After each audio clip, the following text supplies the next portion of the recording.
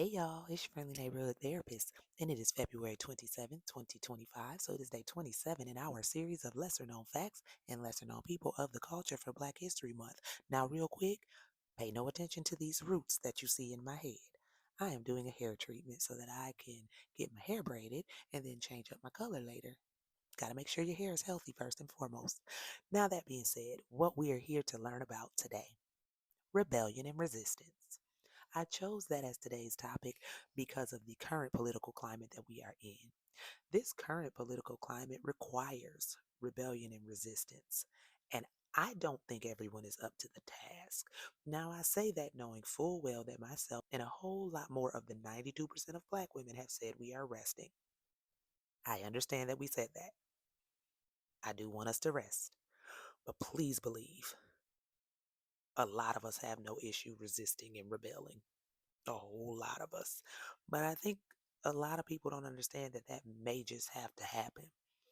And I think that the powers that be that are in control right now don't understand that it won't be easy to try to make America great again. There are people that are not going to just sit idly by and allow that to happen. They're not going to allow y'all to put us back in chains. They're not going to allow y'all to have us in spaces of servitude again. So I hope that y'all don't think that that's really going to fly. But on any note, our ancestors give us some proof that that's not going to fly. And this is another reason why I can't stand when my people say things like, well, we not our ancestors. You're damn right. I know you're not because you're saying that. And that is one of the most ignorant and dismissive things you could possibly say because our ancestors were not docile. I think a lot of us still wrongly believe that our ancestors were just docile and accepted slavery and accepted what was happening to them and did not resist. They resisted and they rebelled, fatally sometimes. Lots of colonizers were unalived in those days. And there were various ways to resist and rebel. So that's what I want to talk about today. Let's get into it. All right, now, first and foremost, I know that most of y'all already know about Nat Turner's rebellion and the Haitian Revolution, so we're not going to be talking about those. If you don't know about those, Google is your friend. Now, that being said, slave rebellions and resistance were means of opposing the system of chattel slavery in the United States. There were many ways that most slaves would either openly rebel or quietly resist due to the oppressive systems of slavery. So, some key things to understand about slave resistance. There were various types, okay? There was passive resistance, which included faking illness, working slowly, damaging tools intentionally, and pretending not to understand instructions, staging work shutdowns, things like that. Then there were also runaways. Running away was a form of resistance that was attempted by many enslaved to escape to free states or territories, and often using the Underground Railroad. There were organized rebellions. This is when the enslaved planned and executed large scale uprisings, such as Nat Turner's Rebellion and the Haitian Revolution. And then there were also those that were just about that life. They were about that life and they set stuff on fire, they attacked colonizers. They just did all the things and they didn't care about losing their life doing so. Then another form of resistance was also cultural preservation. This was when the enslaved maintained their African traditions, languages, and music, since it served as a way to resist assimilation and to assert their identity. So, real quick pause there. Let me speak directly to the Black church and Christians, okay? When you demonize African rituals and traditions and ATRs, African traditional religions, when you demonize those things because you don't know about them, when you demonize root work because you don't understand it, when you demonize hoodoo because you don't understand it, you literally say that the way in which your ancestors ensured that your bloodline would continue and that you would be here today was wrong.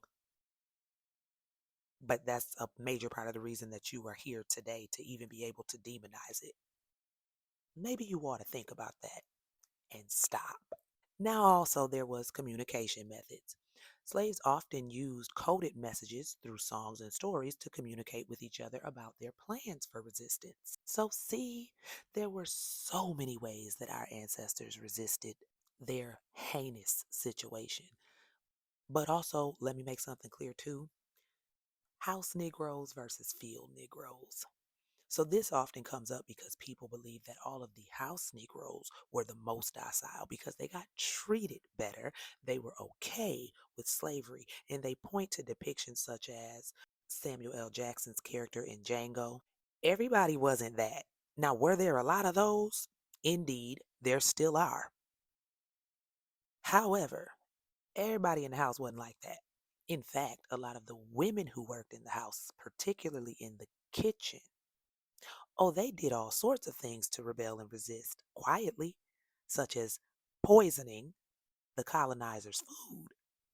It is a really bad idea to have the person you are abusing and torturing cooking your food. That's just not smart.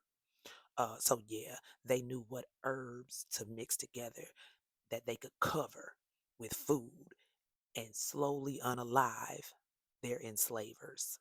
There were also other ways. A lot of times, those women who were wet nurses to the children would unalive them in coy ways that you couldn't figure out. And see, people hear stuff like that, like, oh, how terrible of them to unalive innocent children. Those innocent children were going to grow up to be enslavers. Just saying. Now, anyway, let's learn about a few of the actual rebellions that occurred that you probably have never heard of. Okay, so first up, the Gloucester County Conspiracy, September 1663.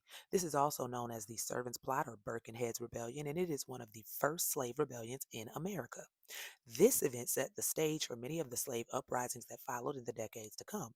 It was the first occurrence of English, Irish, African, and Indian indentured servants and slaves working together because, regardless of their ethnicity, all of the servants and slaves were treated poorly, which served as a uniting force between them. I so wish that that could be the case now.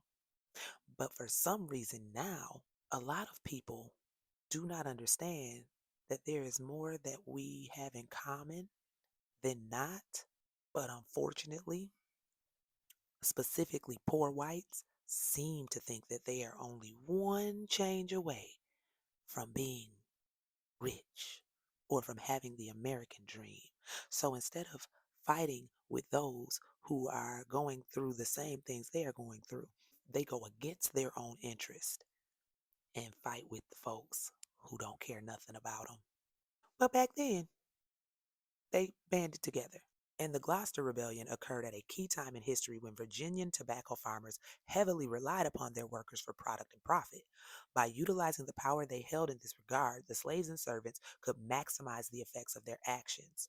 This uprising created the official slave rebellion movement. So, next up, the New York Slave Revolt of 1712, which was an uprising in New York City in the province of New York of 23 black enslaved people. So, on the night of April 6, 1712, a group of more than 20 black enslaved people, the majority of whom were believed to be Coromantee people of Guyanese heritage, set fire to a building on Maiden Lane near Broadway.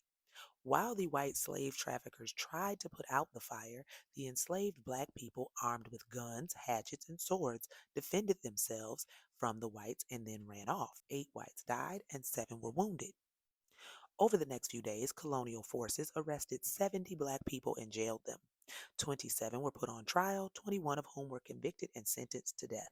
Oh, and just a fast fact, I know we often think that the bulk of slaves were in the South, but by the early 18th century, New York City had one of the largest enslaved populations of any of the settlements in the 13 colonies. Next, the Chesapeake Rebellion of 1730, which was the largest slave rebellion of the colonial period in North America. Believing that Virginian planters had disregarded a royal edict from King George II, which freed the slaves.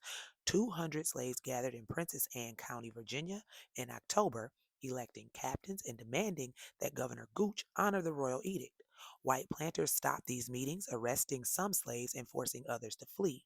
Although hundreds of slaves fled to the Great Dismal Swamp, they were immediately hunted down by authorities and their Pasquotank allies. The Stono Rebellion, also known as Cato's Conspiracy or Cato's Rebellion, was a slave revolt that began on September 9th, 1739, in the colony of South Carolina. It was the largest slave rebellion in the Southern colonial era, with 25 colonists and 35 to 50 African slaves killed. The uprising's leaders were likely from the Central African Kingdom of Congo as they were Catholic and some spoke Portuguese. The leader of this rebellion, Jimmy, was a literate enslaved man, so he could read and write. In some reports, however, he is referred to as Cato and likely was held by the Cato or Cater family who lived near the Ashley River and north of the Stono River. He led 20 other enslaved Congolese who may have been former soldiers in an armed march south from the Stono River. They were bound for Spanish Florida, where successive proclamations had promised freedom for fugitive slaves from British North America. Jimmy and his group recruited nearly 60 other slaves and killed more than 20 whites before being intercepted and defeated by the South Carolina militia near the Edisto River. Survivors traveled another 30 miles before the militia finally defeated them a week later. Most of the captured slaves were executed. The surviving few were sold to markets in the West Indies. In response to the rebellion, the General Assembly passed the Negro Act of 1740, which restricted slaves' freedoms and placed a moratorium on importing new slaves. The 1811 German Coast Uprising. This was a slave rebellion which occurred in the territory of Orleans from January 8th to the 10th in 1811. It occurred on the east bank of the Mississippi River in the modern-day Louisiana parishes of St. John the Baptist, St. Charles, and Jefferson. The rebellion was the largest of its kind in the history of the United States, but the rebels only killed 2 white men. Confrontations with U.S. military personnel and local militia men who were sent to suppress the rebellion, combined with post-trial executions, resulted in the deaths of 95 rebels. On January 8th of this rebellion, 125 enslaved people ignited a fight for freedom and marched from plantations in and near present-day Laplace, Louisiana. More people escaped slavery and joined them along the way, and many accounts claim that a total of anywhere between 200 and 500 people escaped and participated in that rebellion. And then lastly, the Charleston Workhouse Slave Rebellion, which was a rebellion of enslaved South Carolinians that took place in Charleston, South Carolina, July 1849. On July 13, 1849, an enslaved man named Nicholas Kelly led an insurrection, wounding several guards with improvised weapons and liberating 37 enslaved people. Most were quickly captured, and Nicholas and 2 others were tried and hanged. So you see, our ancestors were truly about that life and were willing to die about it. I know that when you hear that, oh, they were captured, oh, they were hung, oh, they were this, oh, that's not the point. The point is that they did it. They literally gave their lives to rebel and resist chattel slavery, to rebel and resist oppressive systems, to rebel and resist what seemingly was a too big monster. They still went up against it. Now, there are tons of other rebellions that I could have told y'all about, so I just picked a few. Go and look up this stuff, though. Go and read about it. It is important to understand that we have always been a people of strength. We have always been a people of fight. And we have always been a people willing to die for what is right.